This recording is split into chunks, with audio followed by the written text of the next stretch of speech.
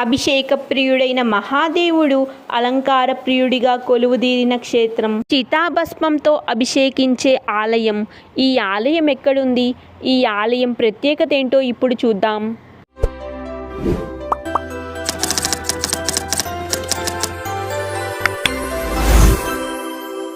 ద్వాదశ జ్యోతిర్లింగాలలో మూడవదైన ఈ జ్యోతిర్లింగానికి మాత్రమే చితాభస్మంతో అభిషేకిస్తారు.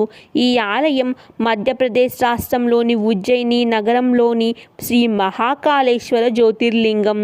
అవంతికాయాం విహితావతారం ముక్తిప్రదానాయ చ సజ్జనానాం అకాల మృత్యో పరిరక్షణార్థం వందే మహాకాళ మహాసురేశం. అభిషేక ప్రియుడైన మహాదేవుడి ఈ ఆలయంలో అలంకార ప్రియుడిగా పూజలు అందుకుంటున్నారు. మహాకాళుడి అలంకారం గురించి ప్రత్యేకంగా చెప్పుకోవాలి. స్వామివారిని విభిన్న రూపాలలో ఆలయ పూజారులు తీర్చిదిద్దే రూపం అతి సుందరమైనది. భూమిపైన సిద్ధి క్షేత్రాలలో నైమిసారణ్యం, పుష్కరం, కురుక్షేత్రం ముఖ్యమైనవి. కురుక్షేత్రం కంటే 10 రెట్లు కాశీ పుణ్యమైనది. కాశీ కంటే మహాకాలం 10 రెట్లు గొప్పది. ఎందుకంటే శ్మశానం, ఎడారి, పాలపీఠం, అరణ్యం అంటూ 5 ఒకే చోట్ల ఉన్న ప్రదేశం ఉజ్జయిని. గర్భాలయంలో రజిత జలధారల మధ్య సుమారు 3 అడుగుల ఎత్తైన శివలింగం అత్యంత గంభీరంగా ఉంటుంది. శ్రీ మహాకాళుణ్ణి మృత్యులోకానికి అధిపతిగా కొనియాడారు. స్వామివారి గురించి ఈ విధంగా చెప్పారు. ఆకాశే తాటకలింగం, పాతాళే హటకేశ్వరం, మృత్యులోకే మహాకాళం, లింగత్రయం నమోస్తుతే. అంటే శ్రీ మహాకాళుడు ఆకాశాన తాటకలింగంగాను, పాతాళంలో హటకేశ్వర లింగంగాను, మృత్యులోకంలో మహాకాళుడిగాను పూజనీయుడు. మహాకాళుడి క్షేత్రమైన ఈ నగరాన్ని రాజా విక్రమాదిత్య పరిపాలించారు. శృంగ, కృష్ణ, శాతవాహన, గుప్త, మరాఠ వంశస్థుల వారి కాలంలో ఈ ఆలయం జీర్ణోద్ధరణ జరిపించారు.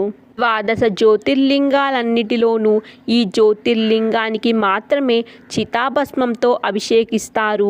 ప్రాతకాలమే ఆలయ ద్వారాలు తెరిచి మహాకాళుడికి భస్మహారతి ఇస్తారు. ఆ సమయంలో పురుషులు పంచకట్టుకుని మాత్రమే ఆలయంలోకి ప్రవేశించాలి. స్త్రీలు భస్మహారతి సమయంలో, భస్మంతో అభిషేకించే సమయంలో తమ కొంగును ముఖంపై కప్పుకోవాల్సి ఉంటుంది. జ్యోతిర్లింగానికి ఎదురుగా వెండితో తయారు చేసిన నందీశ్వరుడి మూర్తి ఉంటుంది. ఈ ఆలయ ప్రాంగణం చాలా విశాలమైనది. ఇంతకు మునుపు ఈ ప్రదేశం చాలా చిన్నగా ఉండేది. ఆలయ ట్రస్టీ వారు, పాలకవర్గం వారు కలిసి విశాలంగా తీర్చిదిద్దారు. ఈ ఆలయ చరిత్ర బట్టి ఈ ఆలయాన్ని ఎప్పుడు, ఎవరు, ఎలా నిర్మించారు అనేది ఒక అంతుచిక్కని రహస్యం.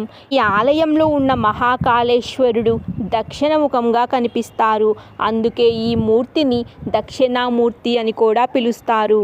శ్రీ మహాకాళుడికి రోజుకి 5 మార్లు హారతిస్తారు.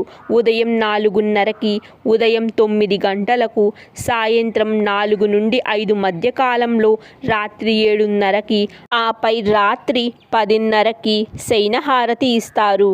ఈ ఆలయ స్థల పురాణం ప్రకారం సంస్కృతికి ఆలవాలమైన ఉజ్జయిని నగరంలో వేదద్వీరుడనే శివభక్తుడుండేవాడు. ఆయనకి 4 కుమారులు జన్మించారు. వారి పేర్లు దేవప్రియుడు, మేఘప్రియుడు, సుకృతుడు, సువత్రుడు. ఆ 4 కుమారులు తమ తండ్రి వలె భోలానాథుడిని ఆరాధిస్తూ ధార్మిక ప్రచారం చేస్తుండేవారు. ఆ ప్రదేశంలో రత్నమాల అనే పర్వతం పైన దుష్టుడైన దైత్యుడు ఉండేవాడు. వాడు భూలోకానన్నిటినీ తన ఆధీనంలో తీసుకోవాలనుకుంటాడు. ధార్మికులైన వారిని బాధిస్తూ పూజ, హోమ కార్యక్రమాలను విఘ్నం చేయటమే వాడి రాక్షస సేనకు ప్రథమ కర్తవ్యంగా ఉండేది. దుష్టుడైన ఆ రాక్షసుడు ఒకసారి ఉజ్జయిని మహానగరాన్ని నల్దిక్కులా ముట్టడించాడు.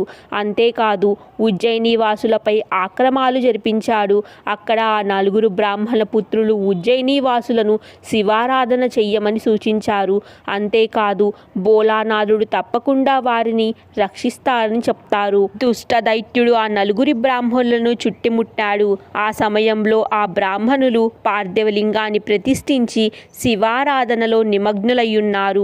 దుష్టదైత్యులు ఆ బ్రాహ్మణులను సంహరించాలని ప్రయత్నించగా ఆ సమయంలో భయంకర గర్జనతో లింగం పగిలి అందులో నుండి శంకరుడు ప్రత్యక్షమయ్యారు. ఆయన హూంకరింపుకు ఆ దైత్యుడు వాడి సేన భస్మమయ్యారు. ఈశ్వరుడు క్రోధం నుండి శాంతించిన పిదప ఆ బ్రాహ్మణ పుత్రులను వరాలు అడగమన్నాడు. ఆ సమయంలో ఆ బ్రాహ్మణ పుత్రులు, స్వామి, మీరు ఎల్లప్పుడూ ఈ ప్రాంతంలో స్థిరముగా వెలిసి ఈ లోకాన్ని, ఈ నగరాన్ని ఉద్ధరించమని వేడుకున్నారు. అప్పుడు భోలానాథుడు మహాకాలుడిగా జ్యోతిస్వరూపుడై ఈ క్షేత్రంలో శ్రీ మహాకాళేశ్వర జ్యోతిర్లింగంగా వెలుస్తారు. ఈ ఉజ్జయిని క్షేత్రంలోనే అష్టాదశ శక్తిపీఠాలలో ఒకటైన మహాకాళికాదేవి ఆలయం ఉంది. ఈ ప్రాంతంలో సతీదేవి పై పెదవి భాగం పడిందని చెప్తారు. అమ్మవారిని మహాకాళేశ్వరి అని పిలుస్తారు. ఈ ఆలయం స్వామివారి ఆలయానికి 5 కిలోమీటర్ల దూరంలో ఉంటుంది. ఈ అమ్మవారి గురించి స్కాంద పురాణంలో వర్ణించారు. ఈ ఆలయంలో ఉన్న తూర్పు, పశ్చిమ, ఉత్తర గోడలపై పార్వతీదేవి, గణపతి, షణ్ముఖుడి విగ్రహాలు ఉంటాయి. ఇక దక్షిణం వైపు మాత్రం నంది కొలువై ఉంటుంది. ఉజ్జయినిలో దీనితో పాటు మరో 2 శివలింగాలు ముఖ్యంగా దర్శనమిస్తాయి. ఈ ఆలయంలో 3 అంతస్తులో శివలింగాలు ప్రతిష్ఠించబడ్డాయి. మొదటి అంతస్తులో మహాకాళేశ్వర లింగం, 2వ అంతస్తులో ఓంకారేశ్వర లింగం. ఈ ఉజ్జయిని క్షేత్రంలో 3వ అంతస్తులో నాగచండేశ్వర స్వామి ఆలయం ఉంటుంది. సాధారణంగా సర్పం పైన మహావిష్ణువు మాత్రమే శయనిస్తాడు. కానీ ఈ ఆలయంలో శివుడు కూడా శయనిస్తారు. ఈ ఆలయం సంవత్సరంలో ఒక్క శ్రావణ మాసంలోని శుద్ధ పంచమి రోజు మాత్రమే తెరుస్తారు. ఆలయంలో మరో ప్రత్యేకత ప్రసాదం. సాధారణంగా ఒక దేవాలయంలో భక్తులకు పూజ అనంతరం ఇచ్చే ప్రసాదాన్ని మరే ఇతర దేవాలయాలలో నైవేద్యంగా వాడరు. అయితే ఈ ఆలయంలో మాత్రం భక్తులకు అందజేసిన ప్రసాదాన్ని మరే ఇతర దేవాలయాలలోనైనా నైవేద్యంగా వాడవచ్చు. ఈ విధానం ఈ ఆలయంలో చాలా ఏళ్లుగా కొనసాగుతోంది. అదేవిధంగా ఈ ఆలయంలో ప్రత్యేకంగా ప్రతి ఏడాది వర్ష పర్జన్యానుష్ఠానం అనే ఒక యాగాన్ని చేస్తారు. అయితే ఆ యాగం పూర్తవ్వగానే ఆకాశంలో మబ్బులు పట్టి భారీ వర్షం కురుస్తుంది. ఇది ఎందుకు, ఎలా జరుగుతుంది అనే దానికి సమాధానం లేదు. మహాకాళేశ్వరుడి లింగం కింద శంకు యంత్రం ఉంటుంది. ఆ యంత్రంతోనే అంతులేని శక్తి దాగి ఉందని అక్కడ వాళ్ళు చెప్తారు. అంతేకాకుండా రోజులో మొదటి శివార్చన జరిగే సమయంలో శంఖం ఊదుతారు. ఆ సమయంలో స్వామివారిని దర్శించుకుంటే సకల విజయాలు కలుగుతాయని చెప్తారు. ఈ ఆలయంలో ఒక భస్మ మందిరం ఉంటుంది. అందులో భస్మార్చన జరుగుతుంది.